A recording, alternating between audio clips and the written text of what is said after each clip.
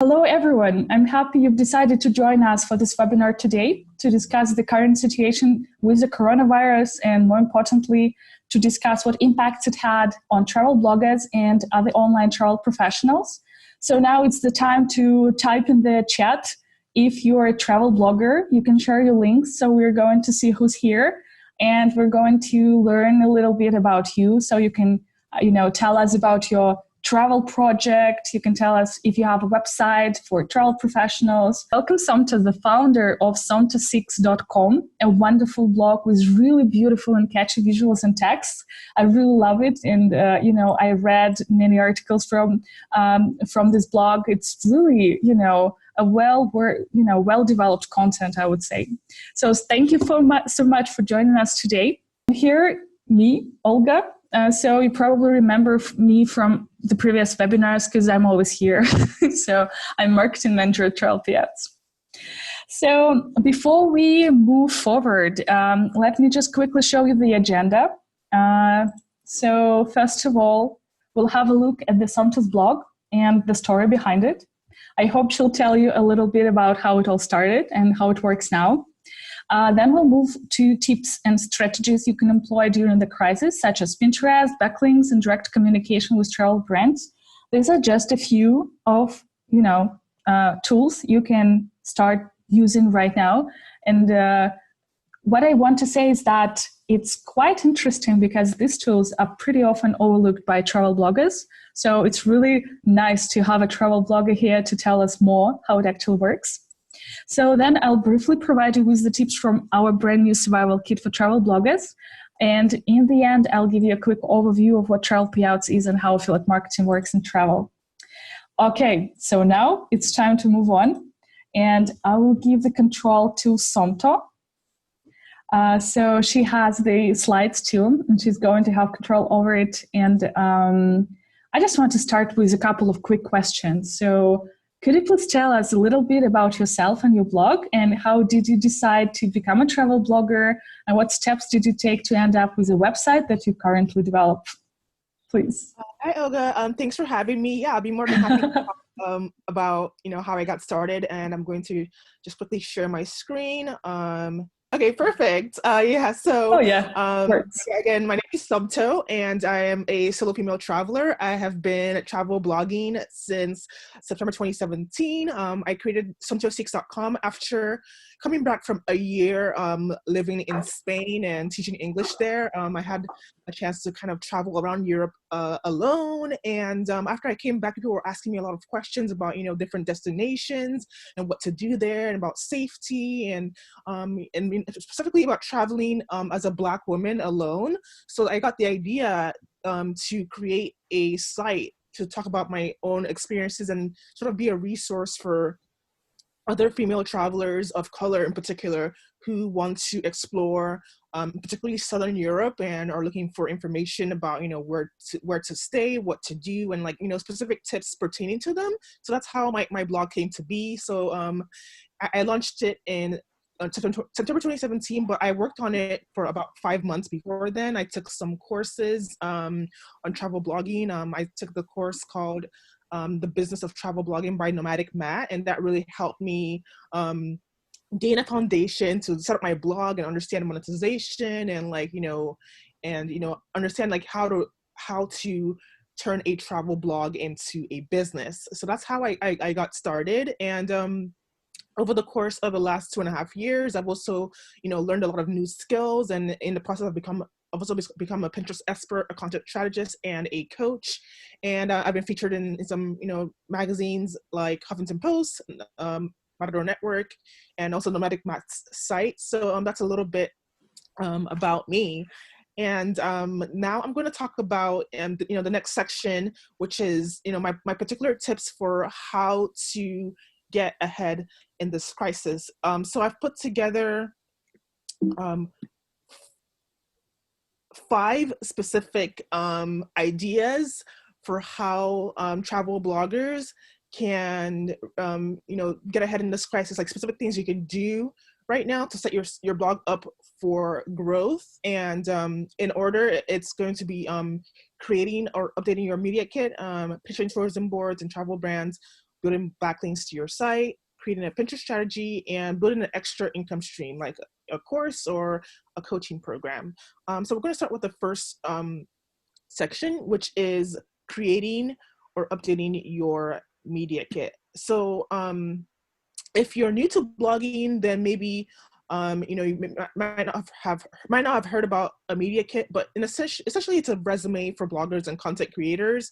It gives people an overview of who you are, what your blog is about, who your audience is, some of the key stats for your blog, like the number of pages and sessions you get, stats for your social media, like Instagram or Facebook followers and things like that, the particular services you offer to brands, whether it be speaking engagements, like video content, blog posts, things like that, as well as previous collaborations you've had with brands. This gives people an idea of the type of work you've done before and whether you'd be a good fit for their brand. And also, it's not mandatory, but it helps to include some testimonials and results from previous collaborations, and that's something that more advanced bloggers tend to include.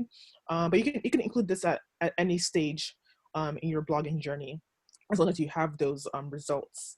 Okay, so I'm going to talk a little bit more about what a media kit looks like. So on the right side, you're going to see my media kit. It's just one page, and it's pretty simple and succinct. Some people have media kits that are like a brochure, so they're like 3 to 5 pages or even more, and it goes into depth about specific collaborations they've done and specific results and testimonials, and that could be effective, but I feel like I like to treat this as a resume and just leave it at one page, so that it gives people just a snapshot of what I've done. So like the point of a media kit is to be able to kind of summarize what you offer and who you are. And oftentimes when you want to collaborate with brands, they will ask for a media kit. So it's important to have one even before you start pitching brands. And it's important to also make a good first impression. So you want to have it be organized, have it be easy to read. And I actually have a media kit template as part of my travel blog success toolkit, which you can access at www.somtospeaks.com/toolkit. So I have this library of content for travel bloggers, and within there you can get a template for a media kit. So that if that's something you're interested in, you can access that through the link here. And so, yeah, I can just ask a quick question that we've got in the chat. So a question from Lone: when I should create a media kit? I've just started. So when during your blogging career have you created your first media kit, and maybe when you wish you created it, before? That's a good question. I think I created my media kit maybe about 6 months into my blogging journey. So I had, at that time I had maybe around 10,000 page views, and I had already worked with some brands for free. So like when I first getting started, I did some collaborations that weren't paid, and for collaborations that aren't paid, you don't need a media kit, but for collaborations that are paid, they will ask for a media kit. So you can build a portfolio by, for example, doing free collaborations, and then you can list that on your media kit. But I don't think it's ever too early to create a media kit. You can create one, right when you start your blog. I mean, you don't have as much information on there, like in terms of like previous collaborations, or maybe you might not have as much data about your demographics, but it's just to have like a summary of, who you are and what you do.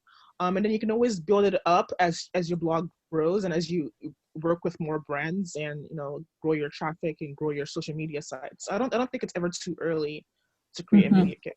That's a great answer. And another question is here: which app did you use to create a media kit? So just, Jane, thank you for the question. So just to remind you, here we have a link with the Somto's toolkit, but in case there are any specific apps that you would recommend, could you please share?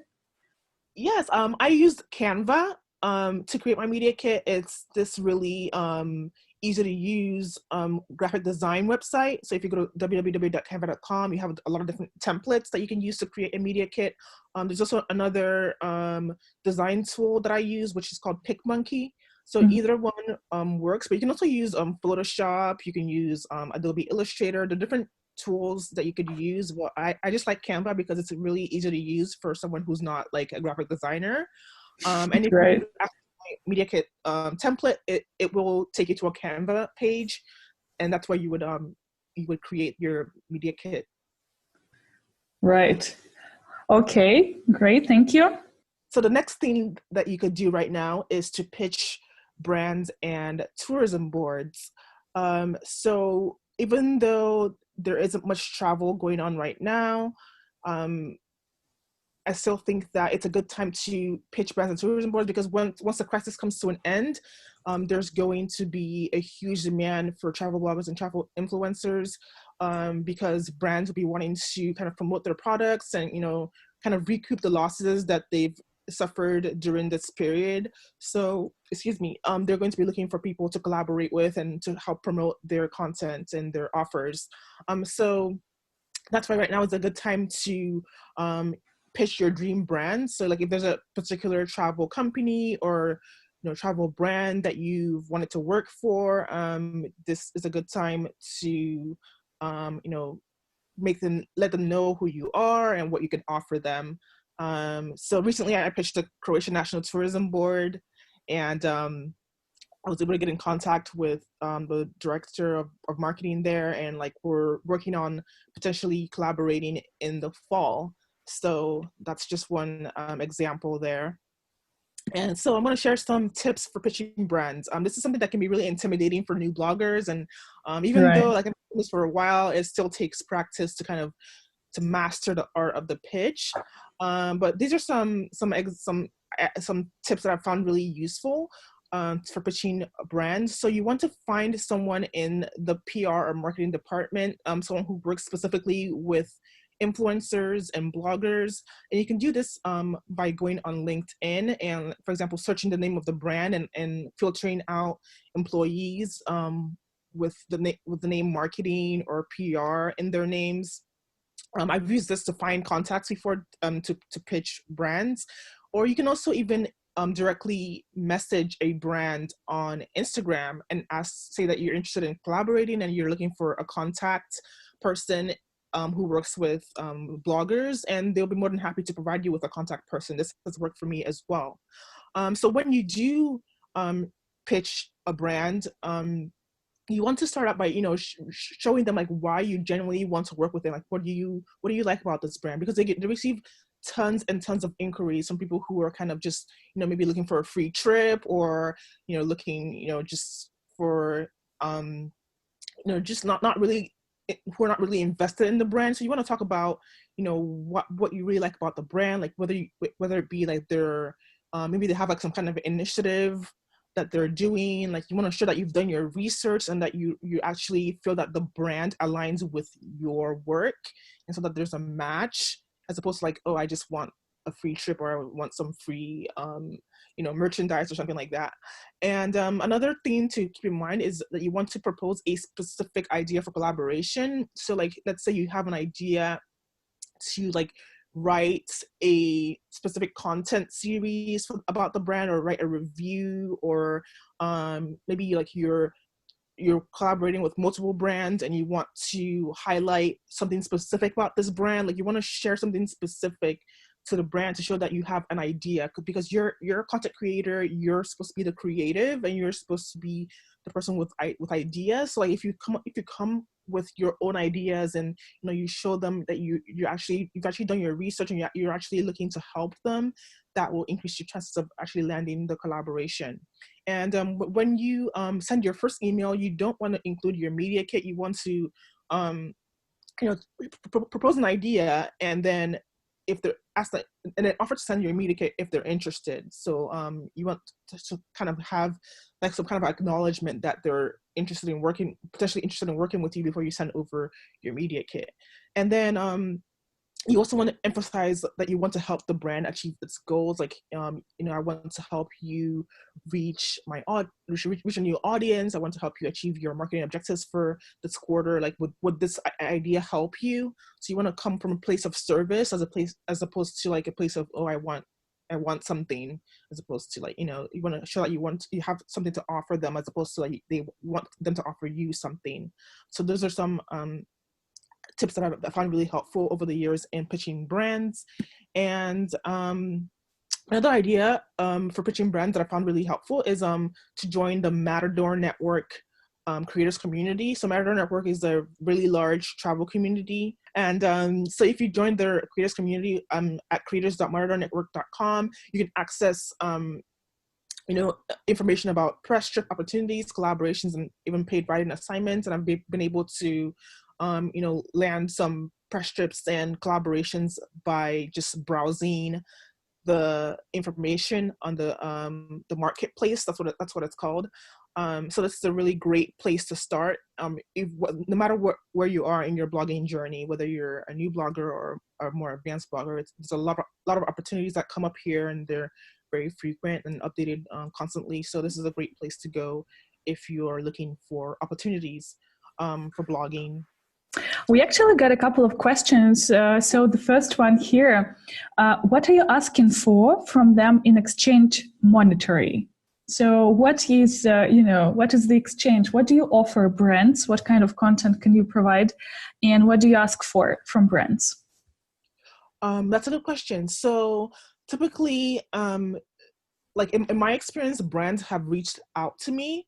So like they have a specific campaign that they're working on, and like they tell me about the specific dates and the deliverables that I need to produce, and like they give me like an offer, and then I can negotiate the price.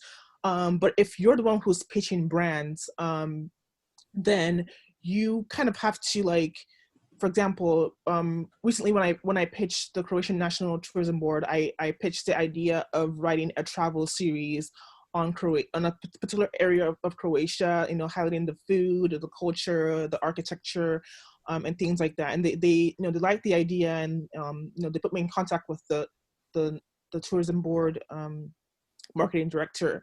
And I didn't ask for compensation up front. I just kind of proposed the idea. And so like you can't bring up compensation in the beginning. It's kind of like they have to accept your idea first, and then you can discuss compensation. And a good way to approach compensation is to give them a range. Don't set a particular fee.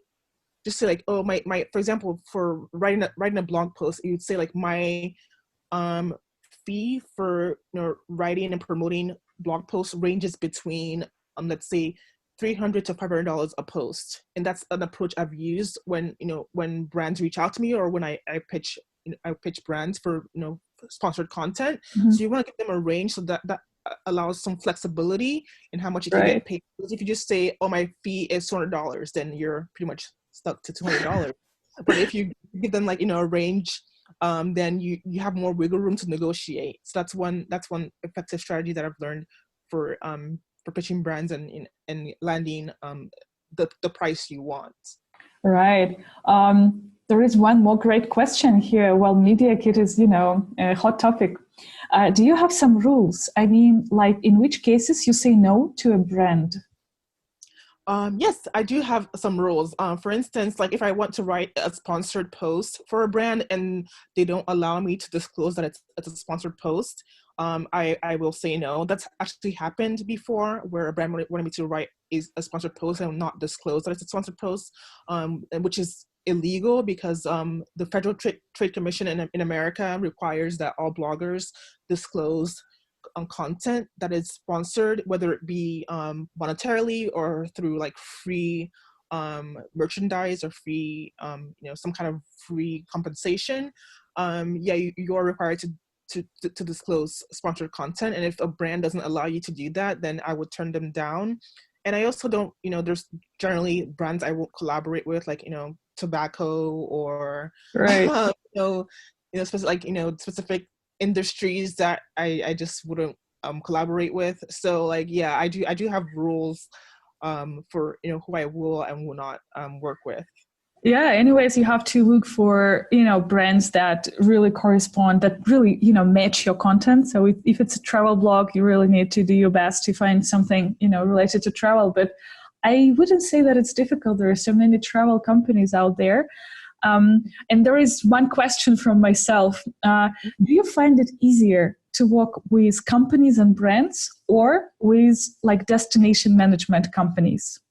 I find it easier to work with travel brands. I've worked a lot more with travel brands than with tourism boards, because with tourism boards, like there's a lot more coordination that goes into flying out to a destination, and it's a lot more intensive. Whereas with travel brands, you can typically like negotiate a collaboration via email, and they send you like their product, and then you take some images and post it on Instagram and maybe write a review. So I find it it is a lot easier to collaborate with travel brands, whether it be like I've collaborated with Flixbus. So I took a trip to Phoenix, and I wrote a review of Flixbus and on Instagram.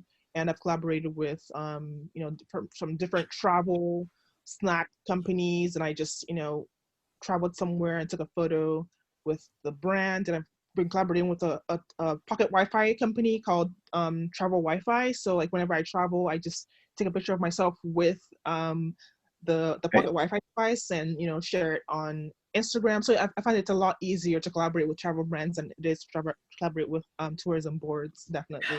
Oh, yeah, I couldn't know that because, well, I'm not a travel blogger, but I was always curious, who is more willing to collaborate with like independent bloggers.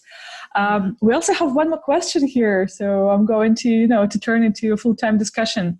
How do you set prices, and how to set prices if there are any industry standards, maybe, Yeah, that's a good question. I mean, there are some, there's some price calculators that you'll find out there online about, it takes into account like your readership or your number of Instagram followers or, things like that. But I feel like you can set prices based on each particular, the scope of the assignment. So for example, if someone is asking you to share, 3 Instagram photos and,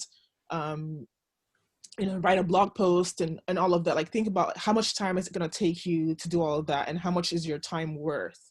I feel like that's a good place to start. You also have to, consider, your audience and how much your reach is. But I feel like sometimes people kind of underprice themselves and undercharge because they feel like, oh, I don't have a big enough audience. Mm-hmm. I don't have any of that. But I feel like you also have to take into account like the amount of effort you have to put into creating that content for the brand and, promoting that content. So I feel like with regards to pricing, it's kind of a little bit of an art and a science. For example, like right now I do, I charge between $300 to $500 per blog post. And that's if the brand sends me the post. And then if I have to write the post, then it's between, $400 to $600. So it kind of varies. I mean, it's always good to have a range.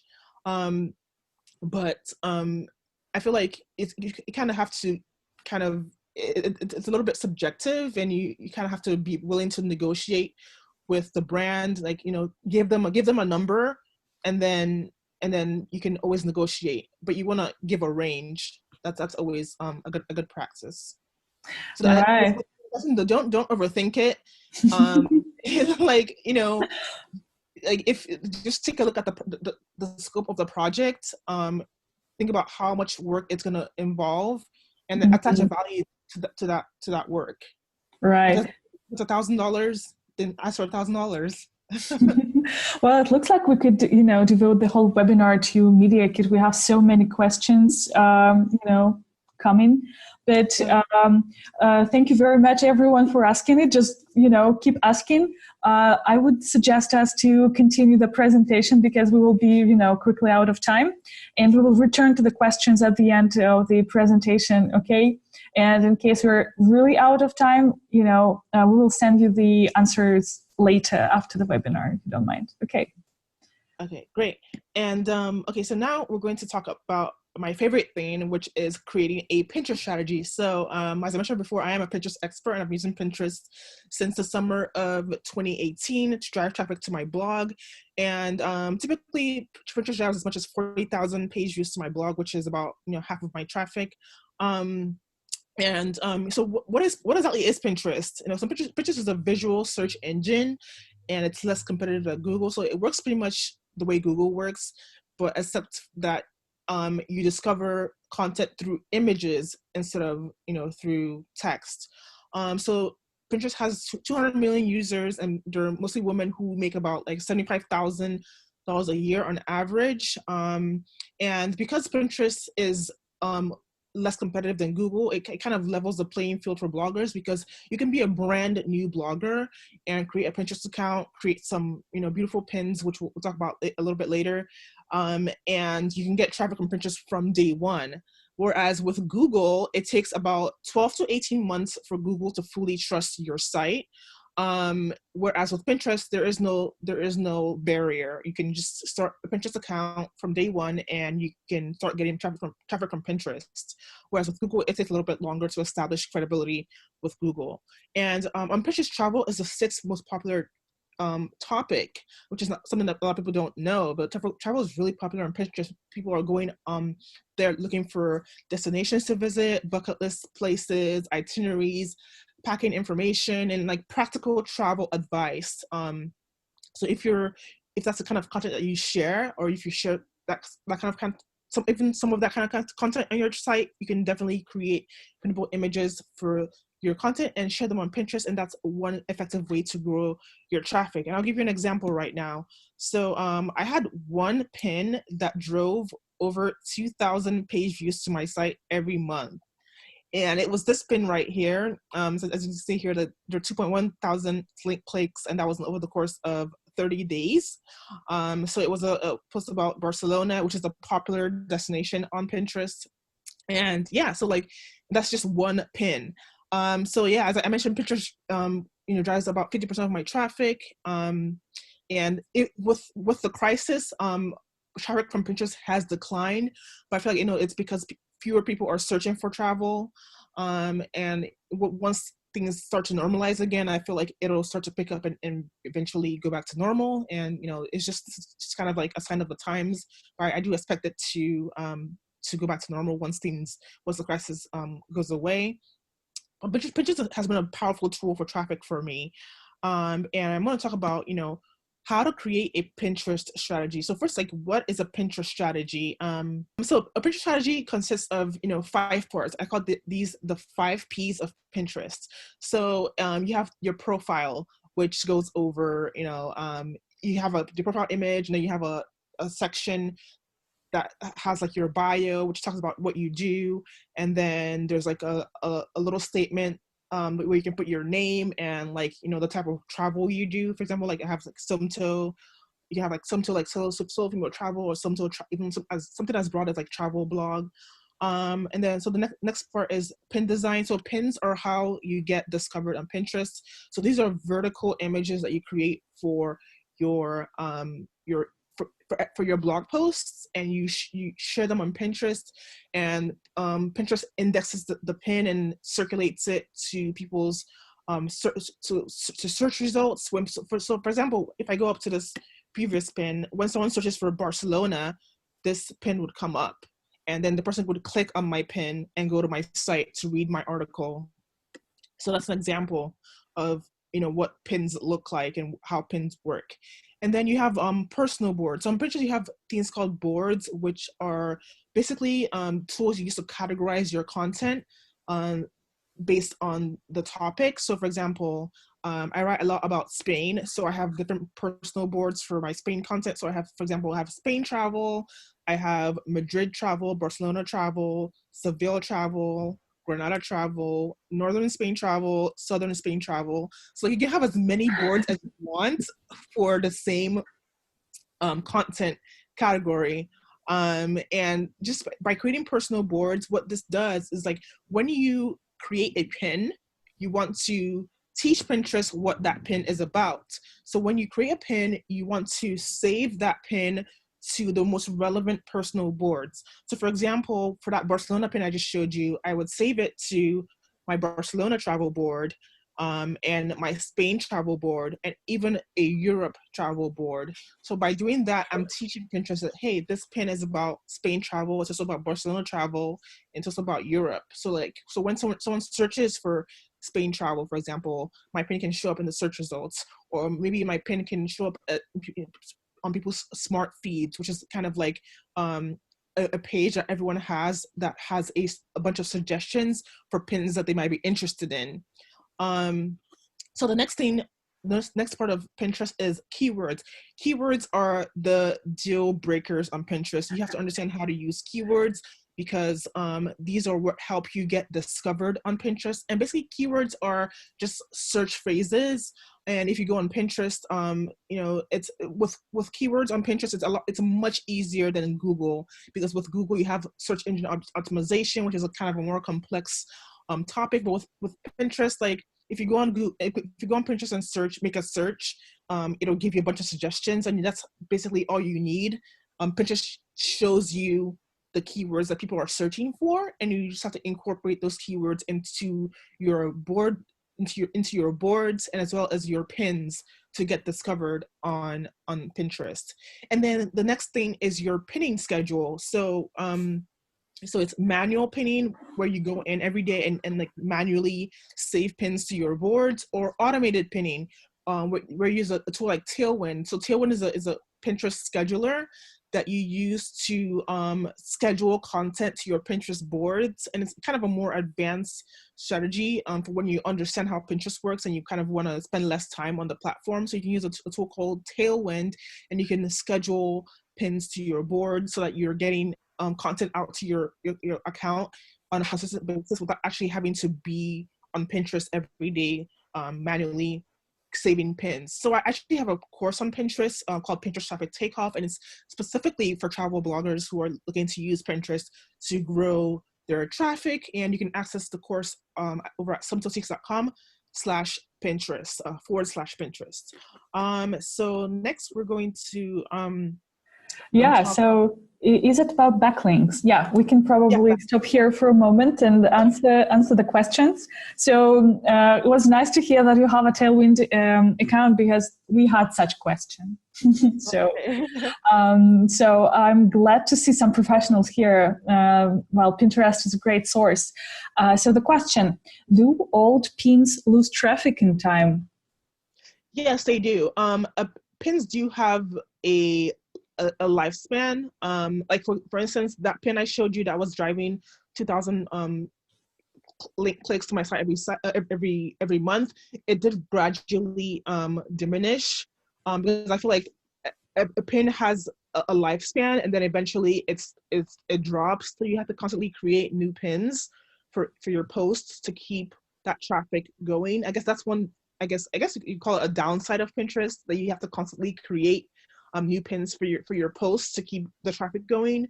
But yeah, pins do have a lifespan. I would say a pin's lifespan is about maybe like up to 6 months, and then the traffic will start to decline. But yeah, pins do have a lifespan, and you have to create new pins for each post.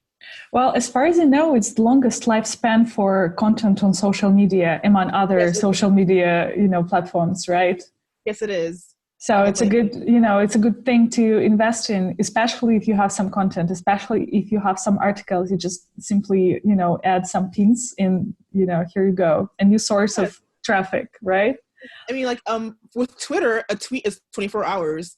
On Instagram, it's about like maybe 3 days. So 3 to 6 months for Pinterest is a lot more. It's a lot better. That's amazing. And I also have a question. So where do you think the maximum number of clicks happens during this 3-6 months lifespan?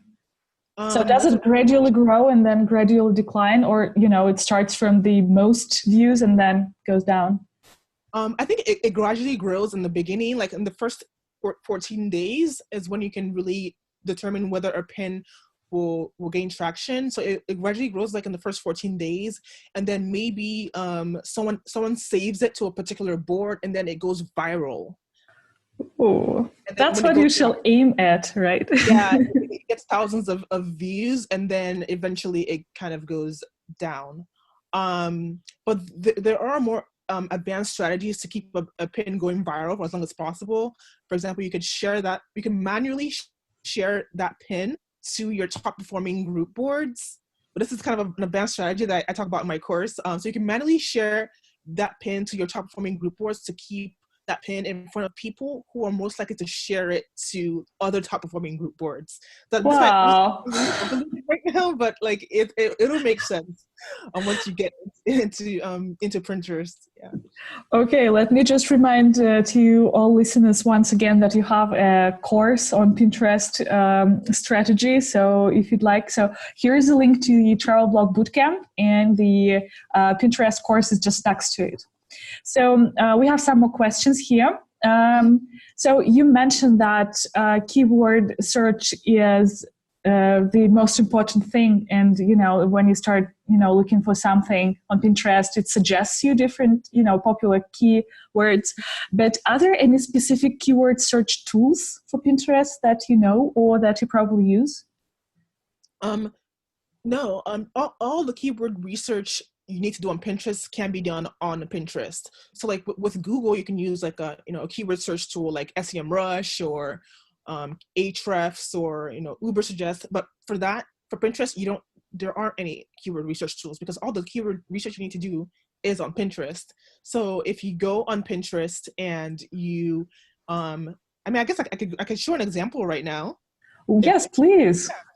So let's say, if you go on this search bar right here, this is all you need for keyword research on Pinterest. So you click on the search bar, and let's say you're writing a post about Bali, which is popular. So enter Bali, click search, and it'll show you all the related keywords about Bali. So typically, just from experience, like the top keywords that you encounter with destinations are like things to do, itinerary, let's say places to visit, packing list, and things like that. Ooh, let me search this again. Bali. Yeah. Okay. Perfect. So you see, it's giving you all these suggestions for what people are searching for, and the each of these colored boxes shows you the volume of the search. So like Bali, Indonesia. So Indonesia is the highest searched term related to Bali. Then you have outfit ideas. Then you have photography, travel. So let's say we click on travel, and then we'll have all these other suggestions. So like beautiful places in Bali, itinerary. And then we say we click on itinerary. So so Bali travel itinerary. So it will show you like some search results, some more search results. And let's go back. So we have things to do in Bali. So for example, when you're putting together your pin description for your pin, and it's about things to do in Bali, you definitely want to include like find out the best things to do in Bali, such as places to capture the best photography, the best resorts to stay in, and it also includes a map that you can use to get around. So like you want to incorporate these keywords into your pin description so that you can get found when someone searches for these particular keywords. So that's just an example of how keyword research works on Pinterest. So it's a lot simpler than Google keyword research, which is really great for beginners who aren't really as who are a bit intimidated by SEO. With Pinterest, it's so much easier. Wow, it actually, makes me think that, such suggestions, such keywords can actually suggest you the topics for your content too. So yes, if you're out of ideas what to write about, what will be popular on Pinterest at least. So you can, create articles for these keywords too. Yeah, exactly. Right. To plan my content, to plan my content series. So I go on Pinterest and I find specific keywords and I write a post about it. And well, then that's really smart, right? Yeah, that's smart. I think because we at Travelpayouts are now developing our Pinterest strategy too, and that's going to be a very useful tip for us too. Okay, so next we go to backlinks, but before, let me just ask you one last question about Pinterest. So are you only connecting posts you're writing, or do you link to other people's on-topic links? That's a good question, and that's something that a lot of people ask. So as on Pinterest, you're both a content creator and a content curator.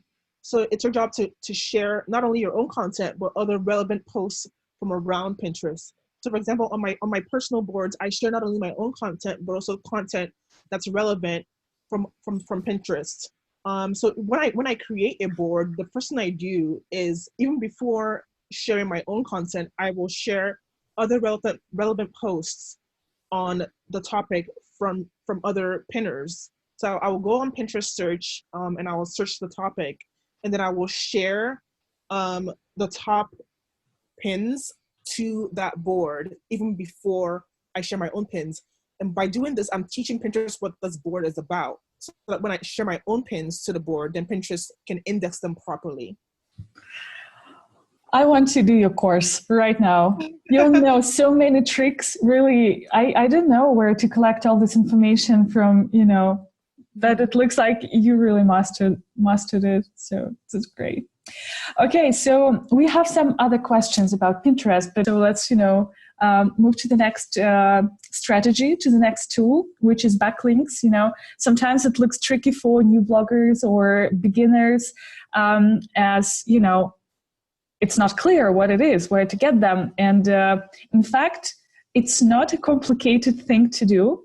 It does need some effort, but the result is impressive, because it's one of the best ways for a travel blogger to improve the positions in SEO, I believe. So now Somto is going to give you some ideas how to build backlinks to your website, to your blog, and how to gain some position in Google. Yes. So I'm going to talk about backlinks. And so with regards to search engine optimization, there are two main important things. There are the keywords that you use, and there are the backlinks to your site.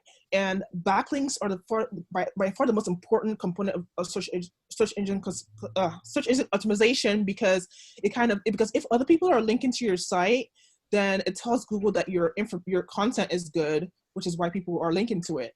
And that's the main way Google determines the quality of your content, by the number of people who link to your content. So that's why it's really important to build backlinks to your site to kind of show Google that your content is good. And so when you build more backlinks to your site, you improve your domain authority, which is basically a measure of how much Google trusts your site. The higher the domain authority, which is on a scale of 0 to 100, the more Google trusts your site, and the easier it is for you to rank on Google for whatever keywords you're targeting. So for example, if you have a domain authority of 20 and then you're competing for the same keyword with someone who has a domain authority of 70, the person who has a domain authority of 70 is going to rank higher on Google's search results than you. So that's why it's really important to build a domain authority. And this is something that takes time. But it's never too early to start with SEO, because it does take time. So the sooner you get started with SEO, the faster you can build those backlinks and build your domain authority, which will serve your blog in the long term. So I always say Pinterest is kind of a short-term strategy, and SEO is more of a long-term strategy, because Google traffic, it doesn't require as much effort. As long as you build those backlinks, you will get more traffic from Google in the long term. Whereas with Pinterest, you have to keep creating those pins and constantly, sharing pins and maintaining your Pinterest strategy. With SEO, you kind of do the work up front, and you continue to reap the benefits in the long term. So one simple way to build backlinks to your site is through a service called Help a Reporter Out, or HARO for short.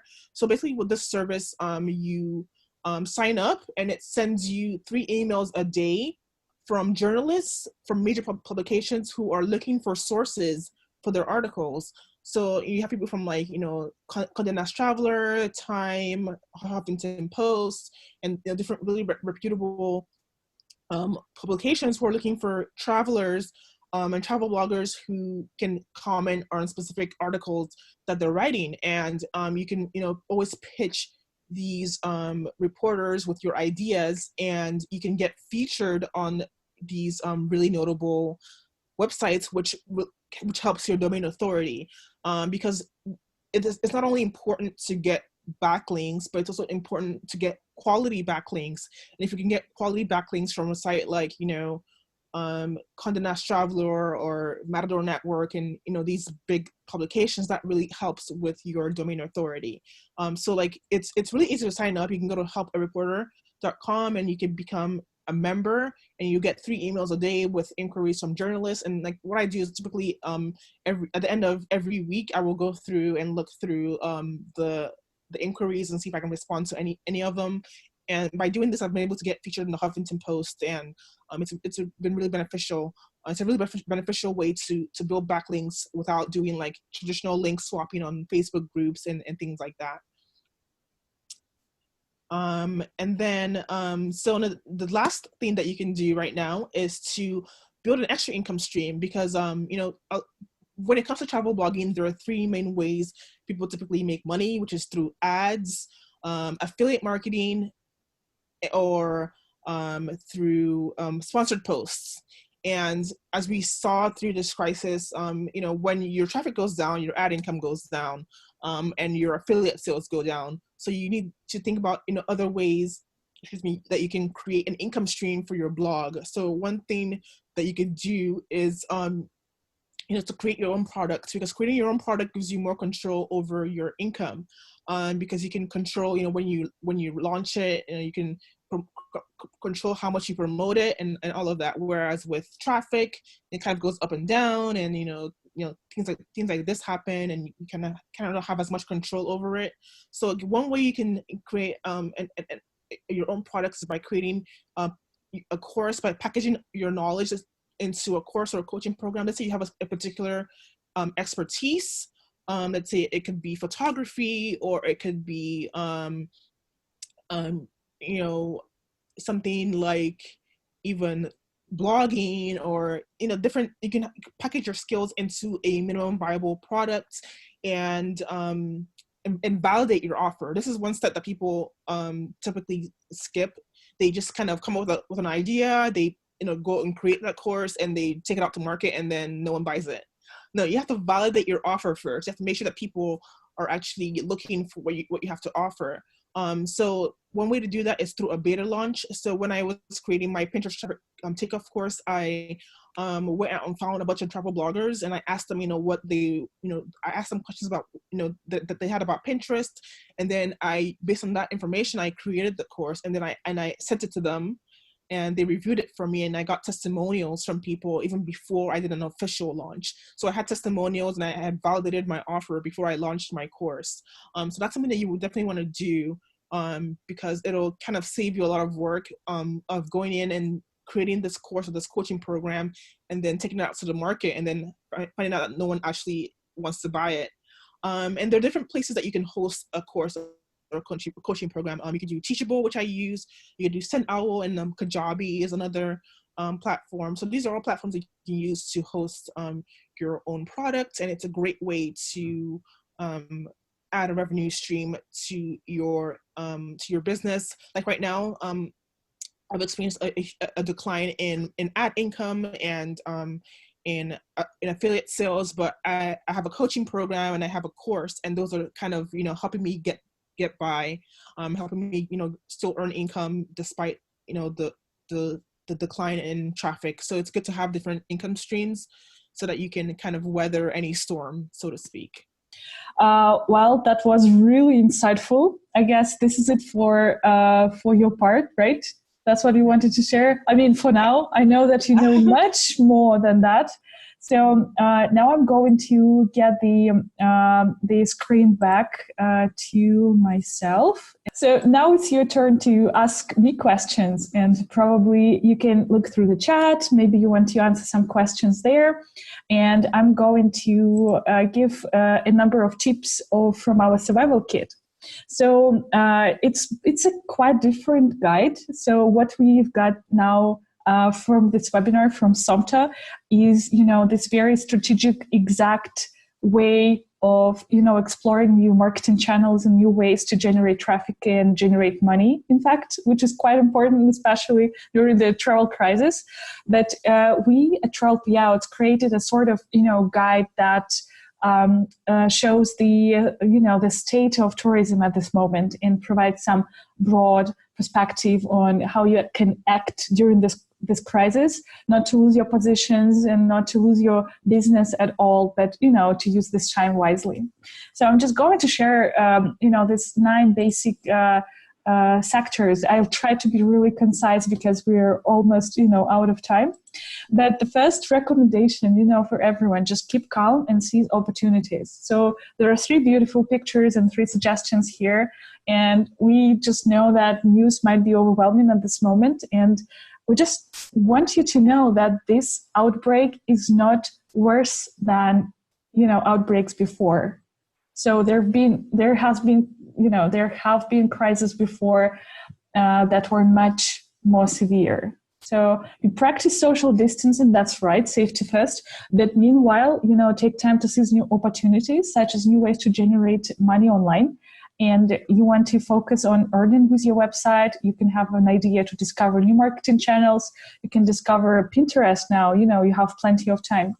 So you can, network with other bloggers. You can grow your email list. Actually, we had a question to Somto about networking with other bloggers. Do you usually, practice that or no? So probably that's going to be a way, a new way to consider things right now, because all of them need some time. They really require a lot of effort to, get into really, to understand how it works. And now, while you have really a lot of time, you can do that.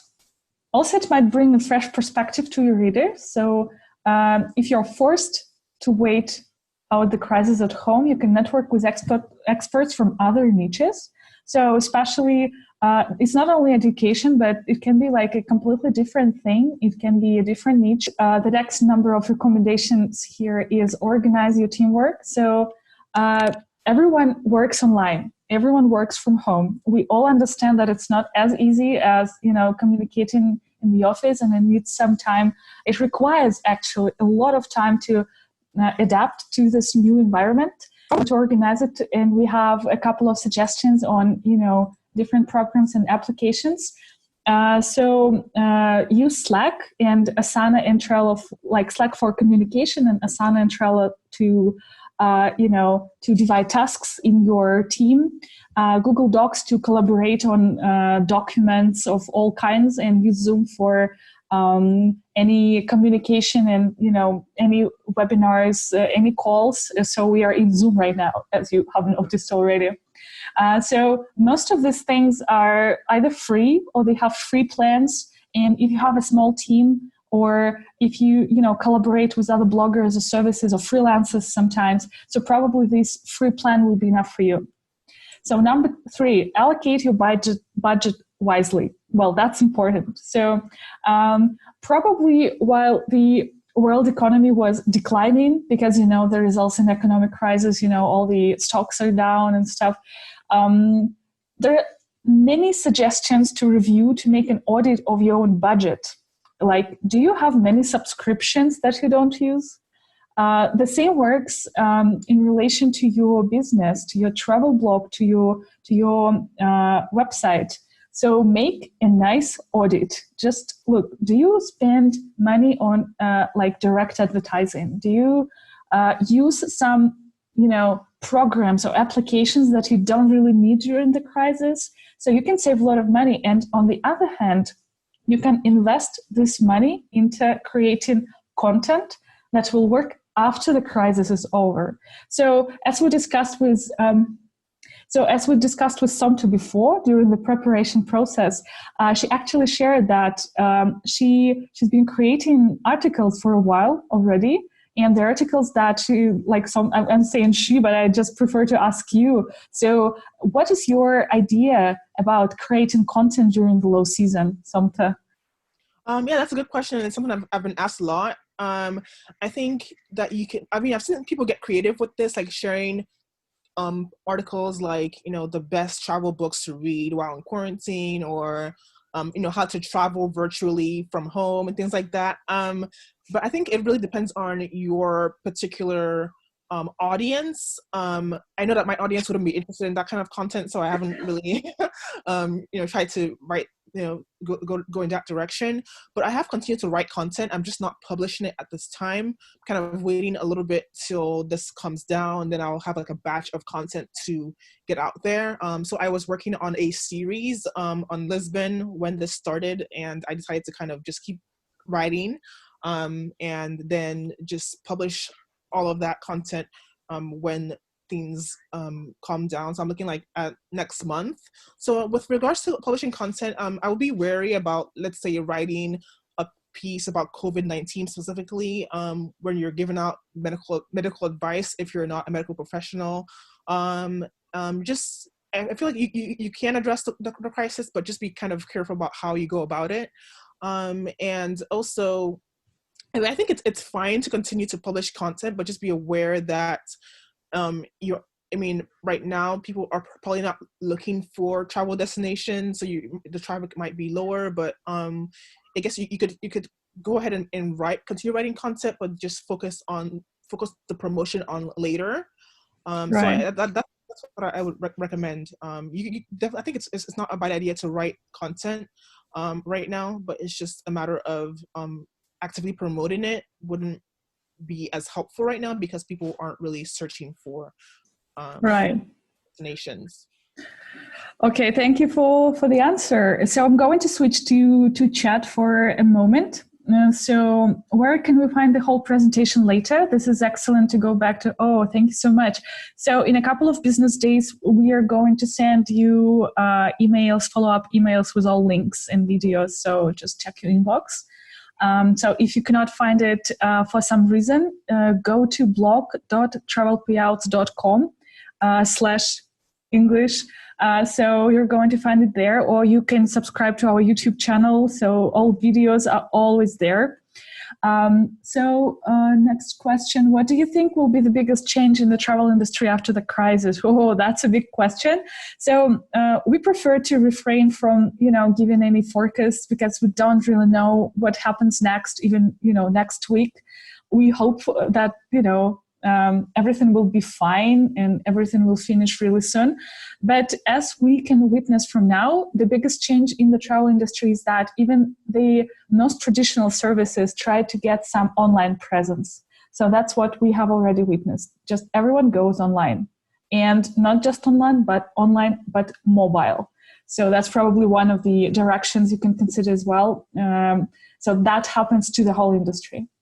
Okay, so I will move forward to number 4, update your content. So since we started talking about content, you can follow the trends, but make sure that if you're not, a medical professional, please don't give any advice, safety first. Write SEO-friendly articles so you can look for trendy keywords. So right now they're different. So as Somto has just said, people don't really Google much about travel. They Google, how to return the ticket, how to cancel the flight, how to get your money back. So probably that's going to be the article people will try to find right now. So if you really want to do something, if you want to update your blog, that's going to be one of the best ways to, to get a top position on Google. And, last but not least, update your old materials. So it also refers to all this evergreen content, like, 3 most popular places in Barcelona. Because, they will not change after the crisis. They will still be the same 3 most popular places. And people will, go back to looking for the most popular places in Barcelona. So your article will be just updated and, fresh and, people will trust the content when they see that the date is 2020, not 2016. So just go back to your articles and update your content. Number 5, improve your website's performance. So we've already talked a little bit about how to improve your traffic. So now you can make a technical audit, you can optimize your site, improve server performance, and update the website's design. So why it actually can be implemented right now is that sometimes you need some professionals, some experts who are really better at it than a general travel blogger who is who's the most powerful point is content writing. But if you don't know how SEO works, you probably want some advice. And now, while the whole industry is down, probably these professionals, services cost much less. So you can probably save some money while so many people sit at home, or they do nothing, or they are so bored they want to get some side project. So that's your point. That's what you can do right now. Number 6 here is search for new solutions. Once again, trendy queries. There are probably 2 opposite ways. So you can invest in long-term content, which will be again popular after the crisis. But if you're just starting right now, you can also invest in this short-term but very popular content. So as I've already mentioned, information about closing borders, what are the security procedures in different airports right now. So that's probably what people look for. And that's what you probably want to write about if you want to jumpstart right now, skyrocket in Google, in relation to certain keywords.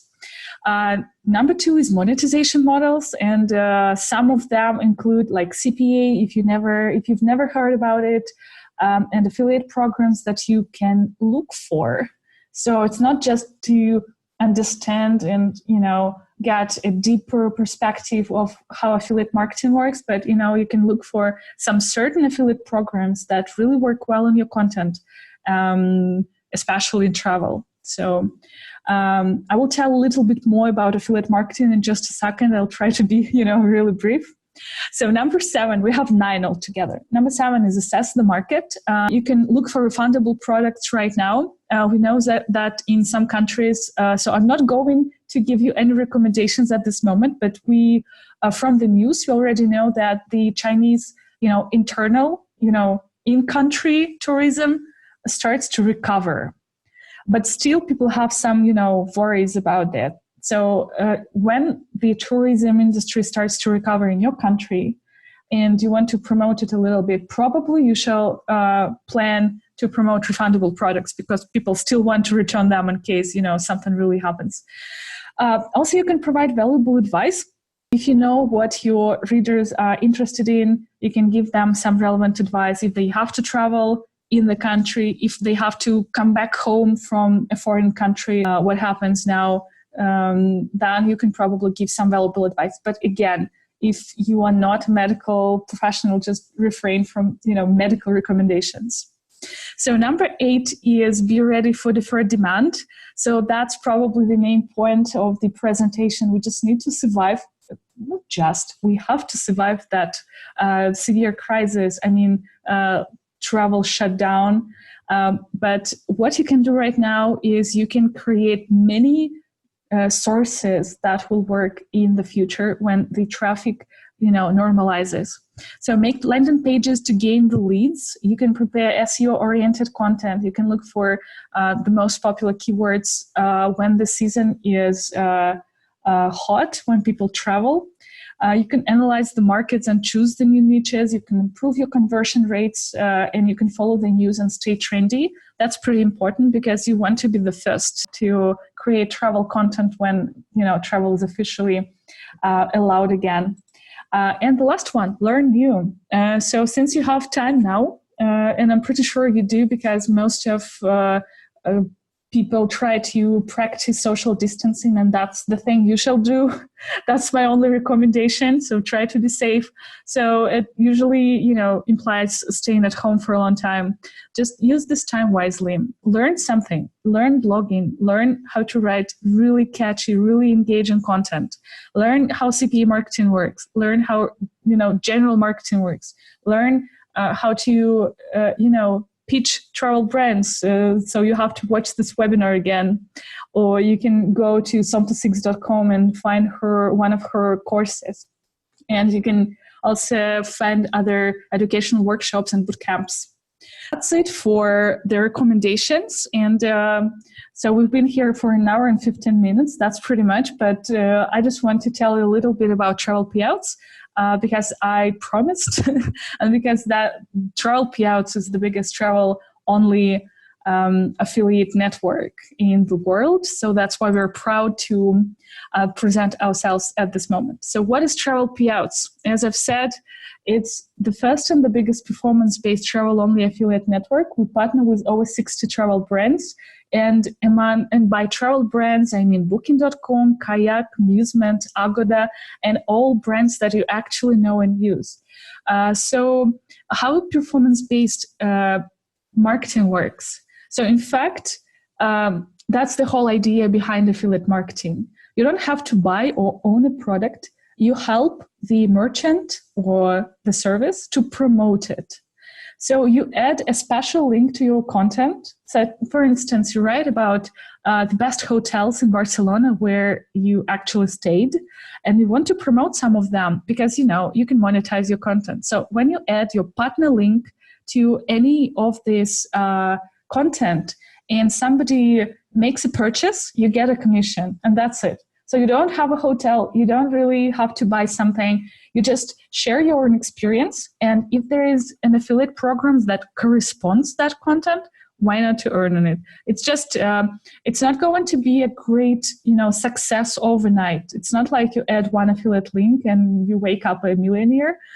Probably no, but it's a very, stable source of income that will be, exactly passive income in the future. So you can update all your content that you have with affiliate links, and when the traffic demands go back to normal, that content will start working. And if people book something from your links, with your links, you will get a commission.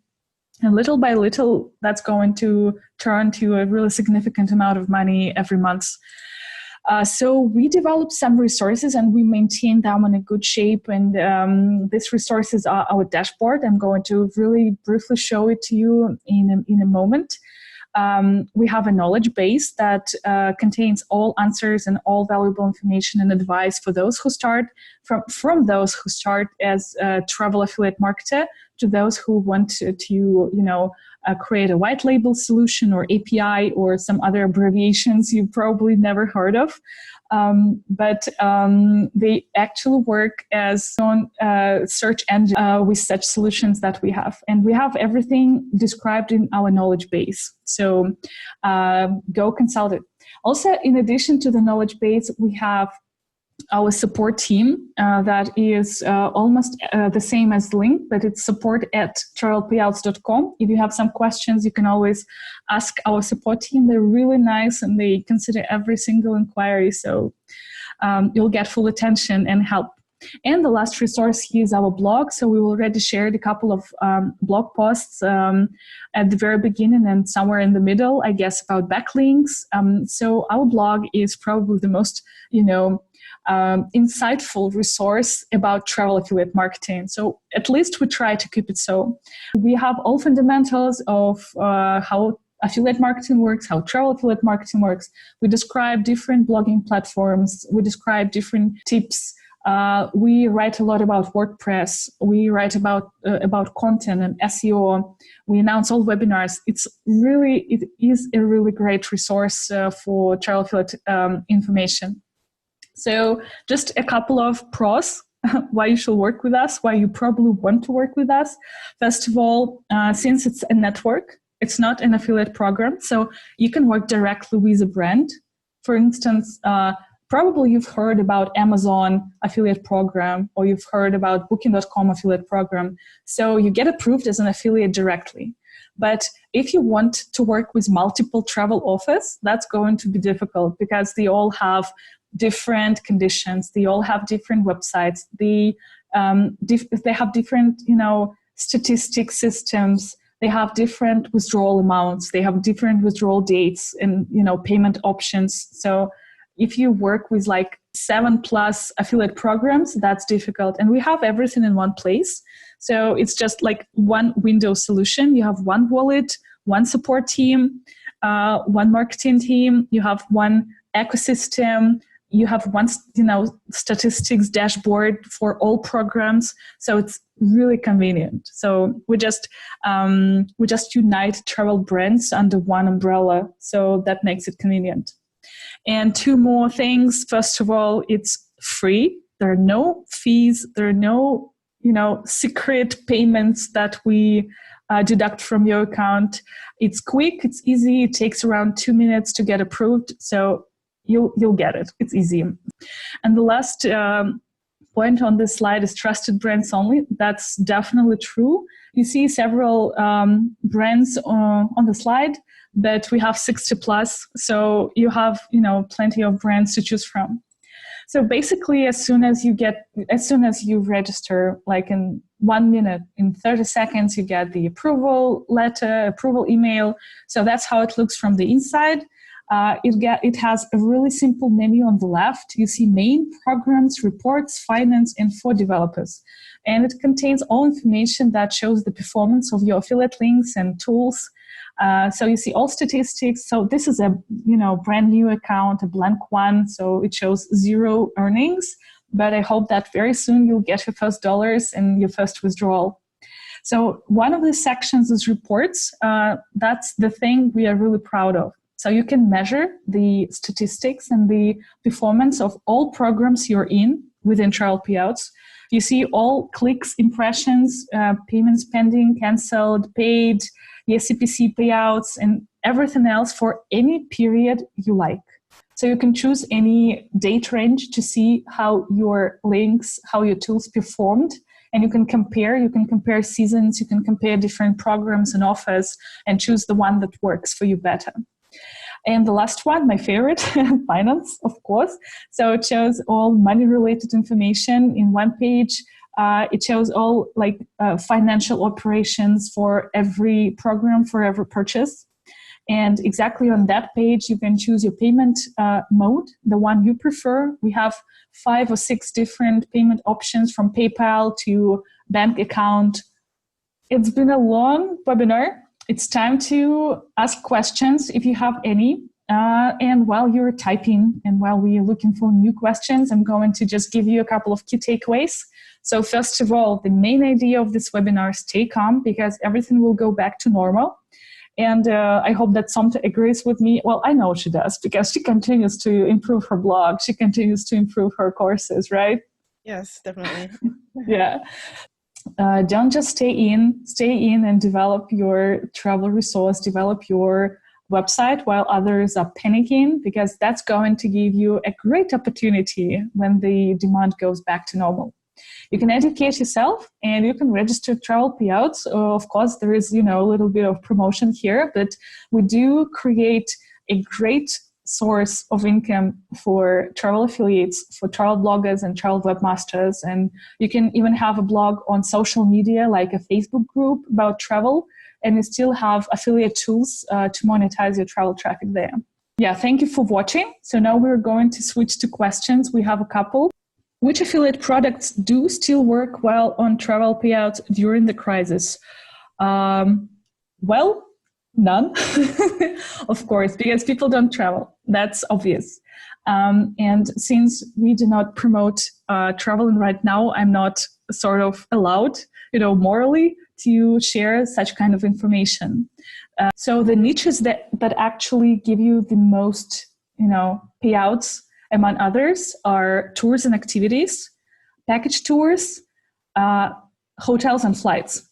So what is really interesting is that like package tours and and tourism activities have a higher percent in commission. On the other hand, flights and hotels have a much lower percent, but they are such a stable, income source. Like, all people need hotels, all people need flights. So the amount of sales on flights is going to be much bigger than tours, but tours are going to give you much money. And probably cruises. Well, they are normally expensive, and they sometimes give you up to like $300-400 for one sale. Yeah. What about car rentals? It seems they should be alive for now. Well, they should be, but they are not. And we're pretty glad that people try to stay at home and don't travel much. Yeah, usually it works well. So car rentals work great, in fact. So I should have mentioned that with hotels and flights. Which one is more profitable to promote, hotels or flights?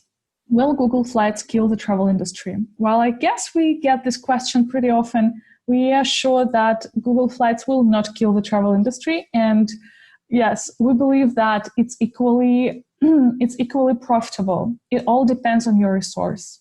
But I would say that, once again, hotels and flights give you a very stable, high amount of sales, but a lower commission. And tourism activities give you a much higher percent, but there are less sales usually. How does Pinterest decide which are the top posts?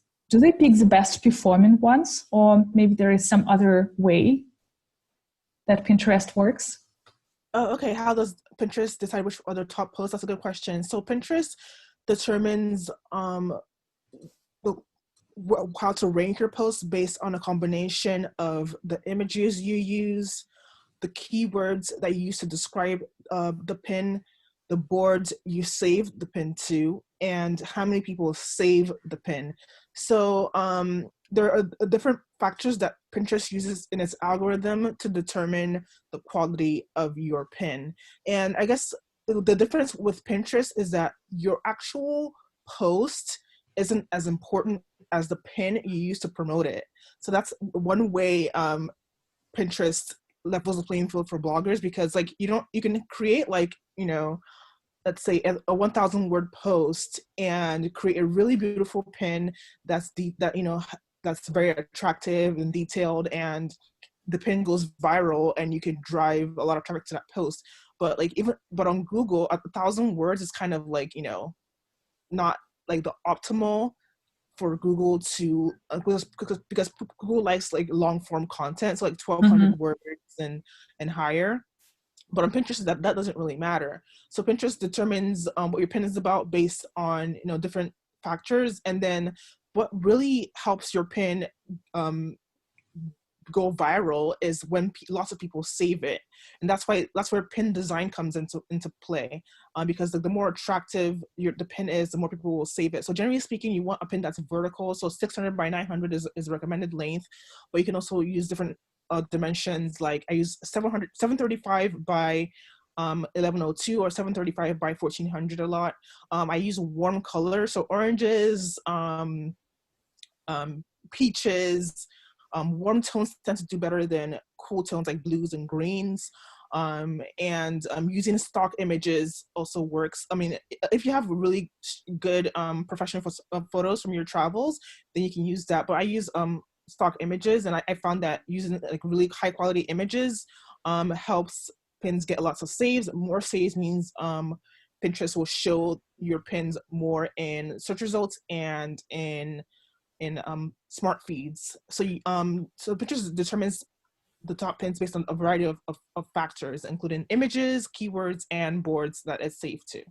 Well, that's a great answer. Actually, it contains the answer to one of the questions. So the question from Emily was, could you please tell where to take photos for your pins? So you can look for some stock images. And I guess that on Travelpayouts blog, we have a blog post about free stocks that are not really popular yet, but have really great imagery.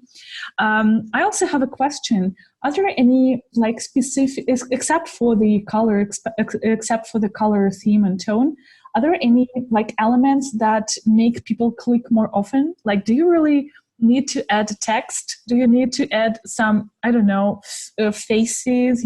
People, stick to faces sometimes. Yeah, that's a really good question. And one thing I've found that really helps increase my click-through rate is including some kind of bonus offer, like a map.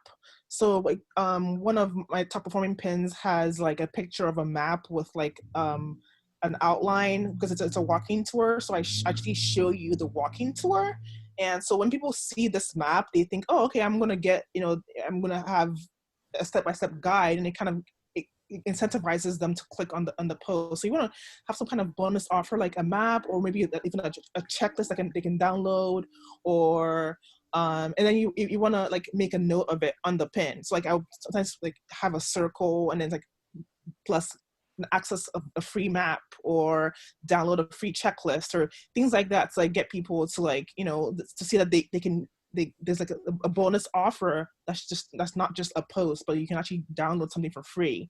That's an interesting recommendation. Yeah, like it. That's one tip that I've found to be really useful to get people to click on my pins. And another tip is to create infographics. Infographics get saved a lot because they summarize information in a condensed form.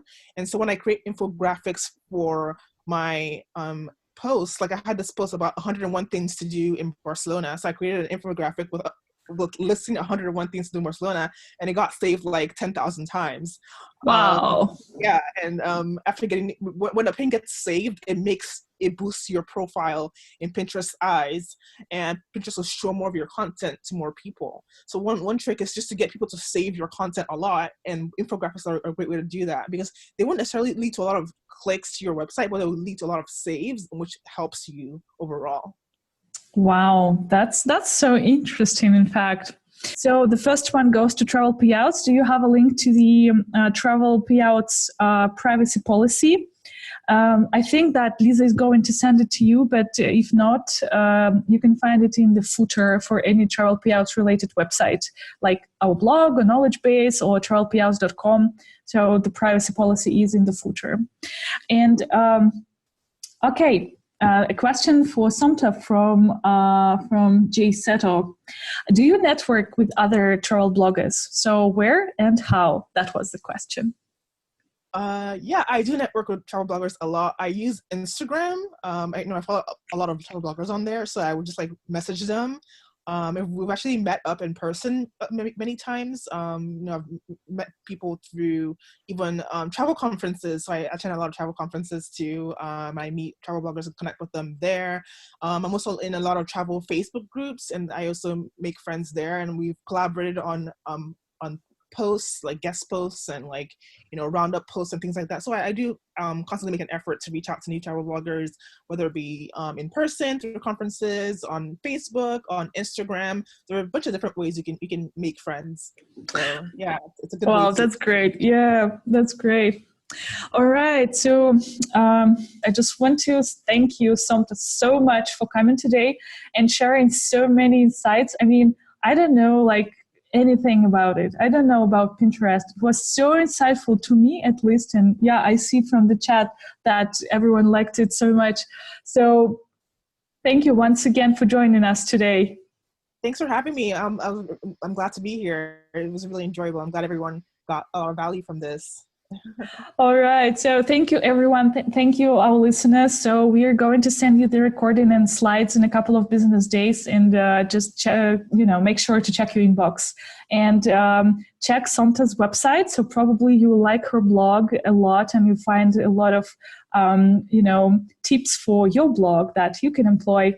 And see you later. Thank you so much. Bye-bye. Bye.